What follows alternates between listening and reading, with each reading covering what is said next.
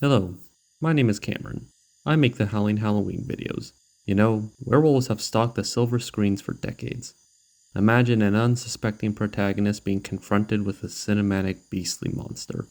Our ancestors knew to fear the legend of the werewolf in fiction and in reality. And I hope you will enjoy Howling Halloween's The Werewolf of Fever Swamp. I'll see you after the show. For now, I'm going for a quick scratch. Somewhere in the Northwoods darkness, a creature walks upright, and the best advice you may ever get is never go out at night. Ladies and gentlemen, welcome to Howling Halloween 3.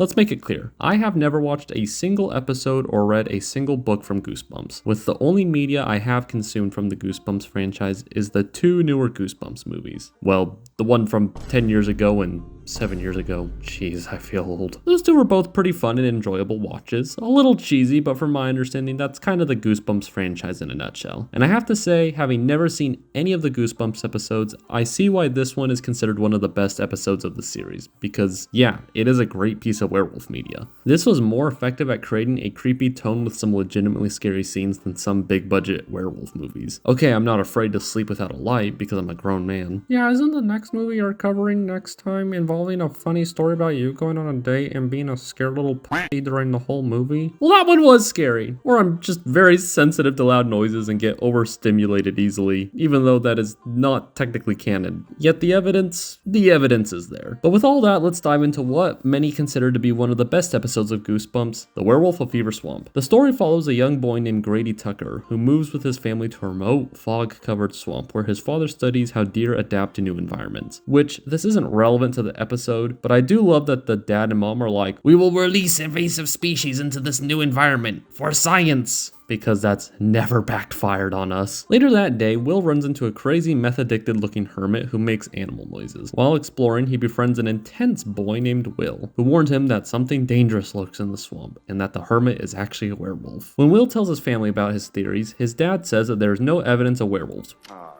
right, I've heard just about enough. Now listen, there is no such thing as a werewolf. Those stories are just old folk legends. There's never been a shred of scientific evidence. Which, yes, but actually no. Lycanthropy is a fairly well-documented mental disorder that's essentially a different flavor of schizophrenia and bipolar disorder, which means all the high school emo furries that have bipolar disorder are now that much happier because it means they can really live out their furry dreams. Like I wanted to be talking about making fun of people with bipolar disorders. Wow, today is a great day. 1 millisecond later. I'm gonna kill myself. Later that night, Grady breaks out into a fever but continues to hear howls at night and goes downstairs to investigate, where a German Shepherd jumps in and begins licking him, which, yes, his sister goes, "That thing made you scream?" That was trying to kill you? Like German Shepherds aren't big scary dogs. I mean, they're used as police dogs for a reason. He convinces his parents to keep it and names it Vandal, which is a pretty cute name. The next day, Grady, Vandal, and Will go into the swamp where Grady almost falls into the bog, which is the heart of the swamp where Will tells the story of a kid that fell in and drowned. So that's Chekhov's bog that we can check off the list. Grady's sister, Emily, comes across a dead rabbit, which is reported to be one of many animals that have been mauled by some canine predator, which leads the family to blame Vandal. Which, like, I get you don't want animals being murdered and everything, but they all are wild animals. And like they said, Vandal has probably been there for at least a little bit of time, at least enough to adapt to living to the swamp. So I don't get why it's a problem now. However, Grady insists that it wasn't Vandal, and in fact a werewolf who he believes to be the swamp hermit. They go and search for the hermit's shack in order to prove Vandal's innocence, and while looking around they get a nice jump scare from him. It's dark in there. And run away only for Grady to get captured in one of his net traps, in which he's held hostage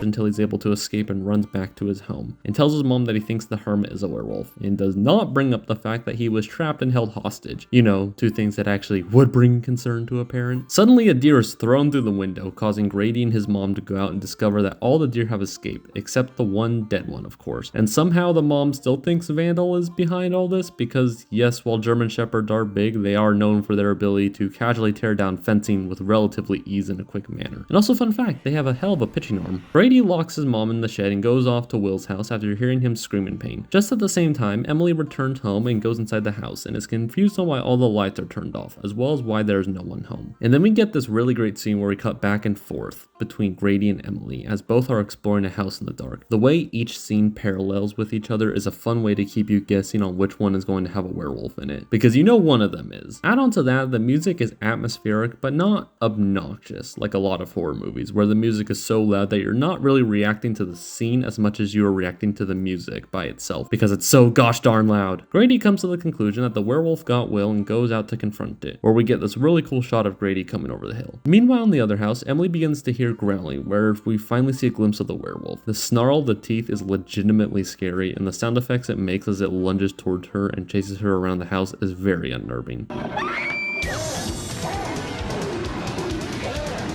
The POV shot of the werewolf chasing Emily around is a great touch, and the whole chase is made better when the werewolf is constantly on her heels and comes so close to catching her several times. The chase causes her to run to the shed where she hides in it with her mother as the werewolf is going crazy trying to get into the shed, something that a certain other werewolf movie really doesn't address. Eventually they are able to fight it off through the door, causing it to retreat upon hearing Grady call out for Will. The werewolf chases Grady when suddenly net trap is sprung where the swamp hermit comes out and finally speaks. However, it turns out that the creature in the net is one of the deer. Run, boy! Look out!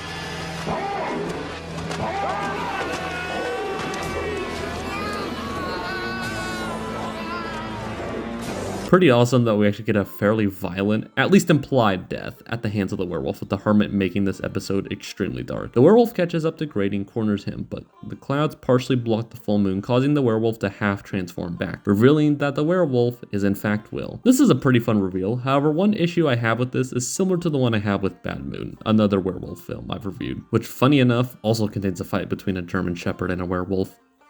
But if the person is aware that they are a werewolf, and as they are half transformed they're telling the person they care about to run because they care about them, then why didn't they say anything beforehand? In the case of Will, why does he try to lead on that the hermit is a werewolf but still doesn't want Grady to be hurt? Like, it's one thing if he was like trying to lure Grady into a trap, but like I mentioned, he's trying to actively not hurt Grady. Yeah, he can't control it, but he's also not fighting it before he's actually transformed, so he could say something then. Just a minor pet peeve nitpick of mine. And just like Bad Moon, Vandal, comes in to fight the werewolf, pushing it into the bog, causing it to drown. So that's 2 confirmed deaths in this episode. The episode ends several weeks after the incident, with the family eating dinner at the table, discussing on whether or not what they saw was a werewolf or a wolf. Which, at what point do the parent, or at least the dad, insist on a realistic scientific aspect despite everything?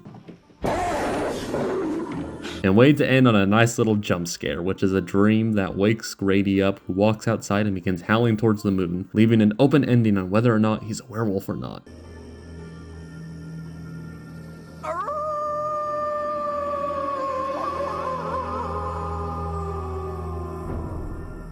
And that's Goosebumps, the Werewolf of Fever Swamp. Honestly, that was much better than I thought it would be. At most, I thought it was going to be entertaining if cheesy, but I was shocked to discover that it was actually very well made and took itself seriously and legitimately creepy at times. Even for the budget, the werewolf makeup and costume is pretty solid, certainly better than some other werewolf suits that I've seen. Sure, there are some nitpicks, especially the parents, and they're insisting that Vandal is to blame despite how much it defies logic because now we choose to ignore science, just like every single person above the age of 40 on Facebook. I would highly recommend giving this one a watch if you're looking for a solid scary story. I mean, the whole episode is on YouTube, so why not, right? I hope you enjoyed the video, and I hope you weren't too bored. Remember to hit all those buttons. Time for me to say goodbye. Have a scary night, everyone.